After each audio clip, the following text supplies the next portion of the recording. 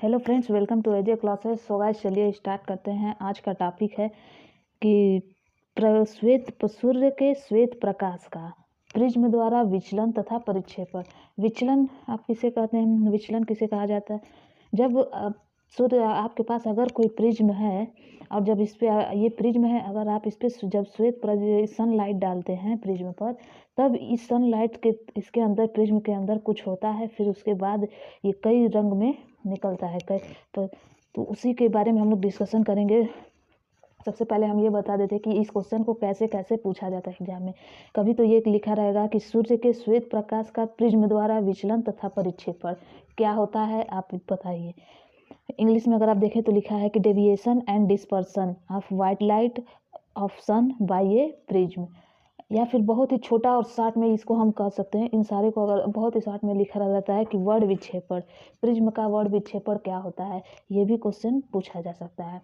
इन सारे ऐसे ऐसे इस टॉपिक का इस प्रकार से क्वेश्चन बनता है। सो गाइस, चलिए हम लोग टाइम वेस्ट नहीं करते हैं और अपने टॉपिक को शुरू किया जाता है कि अब प्रिज्म में जब हम सनलाइट डालते हैं तो उसमें क्या होता है, इसके बारे में डिस्कशन करते हैं।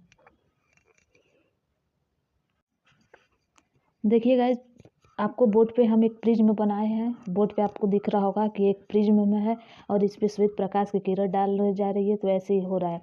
तो ये जब इस प्रिज्म के अंदर से गुजरता है तब आप देख रहे होंगे। आपको अगर कुछ समझ में अभी नहीं आएगा, अभी मैं आपको इस सारे फिगर को समझाता हूँ। सबसे पहले इसमें इस फिगर के अंदर, इस टॉपिक के अंदर जो जो पॉइंट होते हैं उनके बारे में हम बताते हैं कि यहाँ जो वर्ण विक्षेपण होता है, हमने क्वेश्चन बताया था ये भी कि प्रकाश का वर्ण विक्षेपण क्या होता है। विक्षेपण मतलब यही, इसके बारे में हम लोग बताते हैं कि वर्ण विक्षेपण होता क्या है। सूर्य का श्वेत प्रकाश विभिन्न रंगों के प्रकाशों का मिश्रण होता है। जब सूर्य का जो श्वेत प्रकाश होता है, आप देख रहे होंगे श्वेत प्रकाश, वो विभिन्न रंगों का मिश्रण होता है। वो कई रंगों से मिलकर बनता है। जब किसी प्रिज्म पर जो अगर आप प्रिज्म पर श्वेत प्रकाश डालते हैं तो वो विभिन्न रंगों की अनेक किरणों में विभाजित हो जाता है। और इसी प्रक्रिया को विभिन्न रंगों के अनेक किरण, जैसे कि आप प्रिज्म देख रहे हैं, यहाँ पे जब श्वेत प्रकाश डाली जा रही है तो यहाँ पे तो सूर्य प्रकाश डाली जा रही है। अब ये जब प्रिज्म के बाहर निकलता है तो ये आपको 7 रंगों में, आपको 7 रंग दिखाई देंगे। मिनिमम 7 रंग दिखाई देते हैं। और उन रंगों का क्या नाम होता है, यहाँ बोर्ड पे मैं लिखा हूँ। जब ये 7 रंगों में दिखाई देने लगते हैं तो ये जो पूरी प्रक्रिया होती है, इसी को हम वर्ण विक्षेपण कहते हैं। कि जब किसी प्रिज्म पर श्वेत प्रकाश डाली जाती है तो उस श्वेत प्रकाश का अनेक रंगों में विभक्त हो जाना ही वर्ण विक्षेपण कहलाता है। अब ये कौन कौन से रंग होते हैं, किस किस कलर में विक्षेपण इनका होता है, इसके बारे में बताते हैं। देखिए, जब आप श्वेत प्रकाश डाल रहे हैं तो यहाँ पे आपको देखेंगे बैंगनी, violet, indigo, blue, green, yellow, orange, red.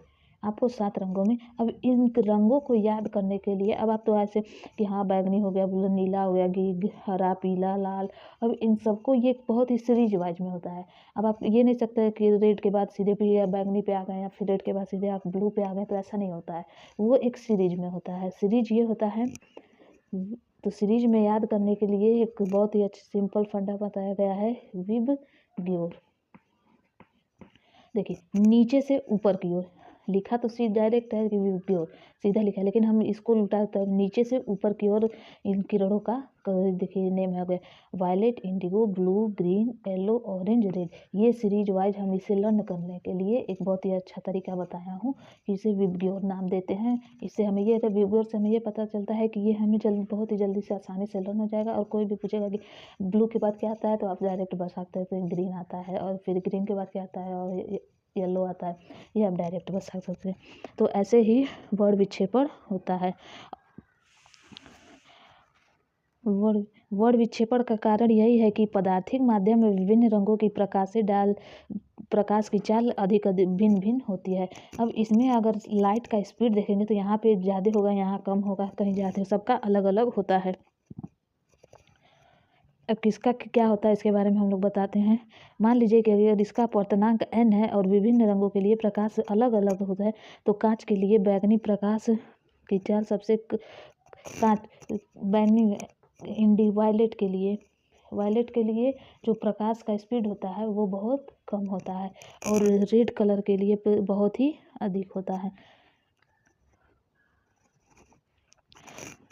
अगर इसकी तुलना करेंगे एन अपूर्णांक एन है, तो ये जो इंडिगो है वो सॉरी बैंगनी कलर है, वायलेट कलर है, वो बहुत ही कम होगा किसकी तुलना में, रेड कलर की तुलना में प्रकाश की चाल।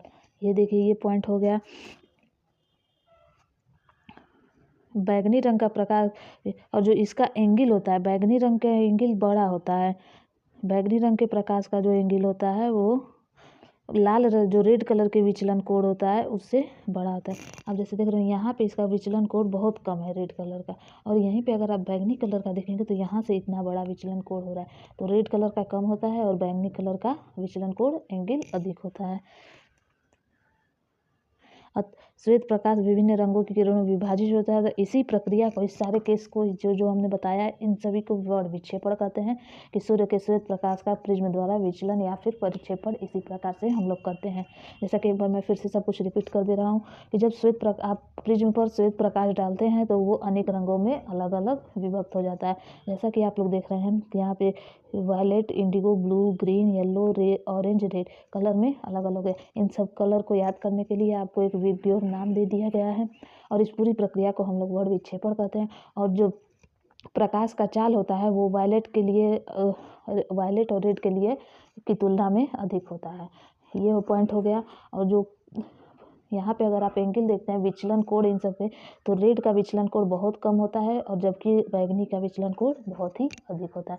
ये था हमारा वर्ण विक्षेपण। अगर गाइस आपको कहीं भी कोई भी दिक्कत हो किसी प्रकार का तो आप हमें बेझिझक कमेंट बॉक्स में पूछ सकते हैं। सो गाइस आज के लिए इतना ही, कल फिर मिलते हैं एक नए टॉपिक के साथ।